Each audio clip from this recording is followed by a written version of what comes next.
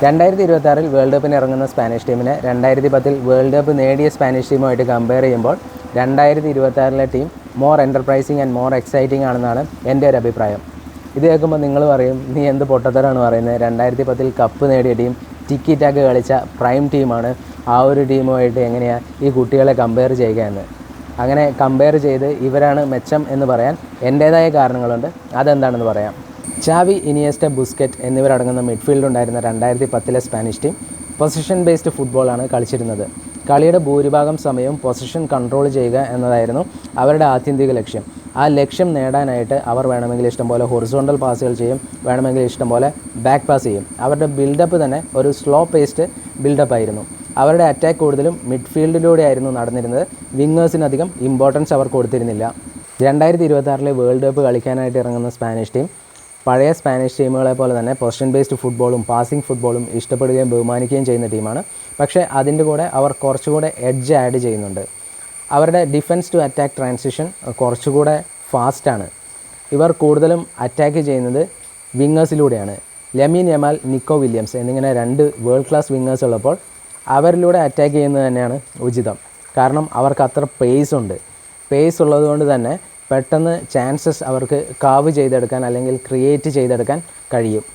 Luis de la ഫുവൻ്റെൻ്റെ കീഴിലിറങ്ങുന്ന Spanish ടീമിൻ്റേത് റിസൾട്ട് ഓറിയൻറ്റഡ് പൊസിഷൻ ബേസ്ഡ് ഫുട്ബോളാണ്. അതായത് അവരുടെ അൾട്ടിമേറ്റ് ഗോൾ എന്ന് പറയുന്നത് ചാൻസ് ക്രിയേറ്റ് ചെയ്യുക, ഗോൾ അടിക്കുക എന്നതാണ്. മീനിങ് ഫുൾ പൊസിഷൻ, അതാണ് അവർ ഉദ്ദേശിക്കുന്നത്. ഭൂരിഭാഗം സമയം പന്ത് കയ്യിൽ വെച്ച് ഒന്നും ചെയ്യാതെ ഇരിക്കുക എന്നതല്ല അവരുടെ ലക്ഷ്യം. പന്ത് കയ്യിലുള്ളപ്പോൾ ചാൻസ് ക്രിയേറ്റ് ചെയ്യാൻ ശ്രമിക്കുക, ഗോൾ അടിക്കാൻ ശ്രമിക്കുക, അറ്റ്ലീസ്റ്റ് ഒരു ഗോൾ മുഖത്തേക്ക് ഒരു അറ്റംപ്റ്റെങ്കിലും നടത്തുക, അതാണ് അവരുടെ ലക്ഷ്യം. ലൂയിസ് ഡെലാ ഫുവൻ്റെയുടെ മിഡ്ഫീൽഡ് ഗെയിം വെർട്ടിക്കൽ ഗെയിമാണ്. ഹൊറിസോണ്ടൽ പാസുകൾ അധികം കൊടുക്കില്ല. കൂടുതലും വിങ്ങേഴ്സിലൂടെ കളിക്കാൻ ഇഷ്ടപ്പെടുന്ന ഒരു കോച്ചാണ് ലൂയിസ് ഡെലാ ഫുവൻ്റ. സ്പാനിഷ് ലീഗിനെ ടെക്നിക്കൽ ലീഗായിട്ടാണ് മിക്കവരും കാണുന്നത്. സ്പാനിഷ് ലീഗിൽ കളിക്കുന്ന മിക്ക പ്ലേയേഴ്സും ടെക്നിക്കലി ഗിഫ്റ്റഡ് ആയിരിക്കും.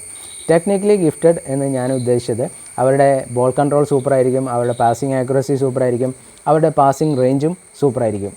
ഇപ്പോൾ ഷോർട്ട് പാസ് ആണെങ്കിലും ലോങ് പാസ് ആണെങ്കിലും നല്ല കൃത്യതയോടെ അവർക്ക് കൊടുക്കാൻ സാധിക്കും. ഇങ്ങനെ ടെക്നിക്കലി ഗിഫ്റ്റഡായ പ്ലെയേഴ്സാണ് സ്പെയിൻ നാഷണൽ ടീമിലേക്ക് സെലക്ട് ആവുന്നത്. പ്രീവിയസ് ജനറേഷനിൽ നോക്കിയാലും ഇപ്പോഴത്തെ ഈ ഒരു ജനറേഷനിൽ നോക്കിയാലും മിക്ക പ്ലെയേഴ്സും ടെക്നിക്കലി ഗിഫ്റ്റഡാണ്.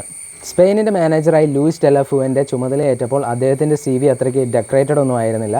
അദ്ദേഹത്തിന് കാണിക്കാനായിട്ട് ഏജ് ഗ്രൂപ്പ് ഫുട്ബോളിൽ, അതായത് സ്പെയിനിന് വേണ്ടി ഏജ് ഗ്രൂപ്പ് ഫുട്ബോളിൽ മാനേജറായിട്ട് നേടിയ കുറച്ച് യൂറോപ്യൻ ചാമ്പ്യൻഷിപ്പുകൾ മാത്രമായിരുന്നു. ഏജ് ഗ്രൂപ്പ് ഫുട്ബോളിൽ അദ്ദേഹത്തിൻ്റെ കീഴിൽ കളിച്ച പ്ലെയേഴ്സ് സീനിയർ സ്ക്വാഡിലേക്ക് എത്തിയപ്പോഴാണ് നാഷണൽ ടീമിൻ്റെ ചുമതല അദ്ദേഹത്തിന് നൽകിയത്.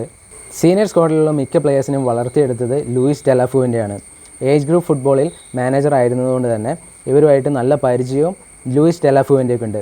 അതുകൊണ്ട് തന്നെ ലൂയിസ് ഡെലാ ഫുവൻ്റെ ഏജ് ഗ്രൂപ്പ് ഫുട്ബോളിൽ നിന്ന് വളർന്നു വന്ന എല്ലാ പ്ലെയേഴ്സിനും നല്ല ബഹുമാനമുണ്ട്. അദ്ദേഹത്തിൻ്റെ കേളി ശൈലിയും അതുപോലെ തന്നെ തന്ത്രങ്ങളുമെല്ലാം നന്നായിട്ട് അറിയാവുന്നവരാണ് സീനിയർ സ്ക്വാഡിലുള്ളത്.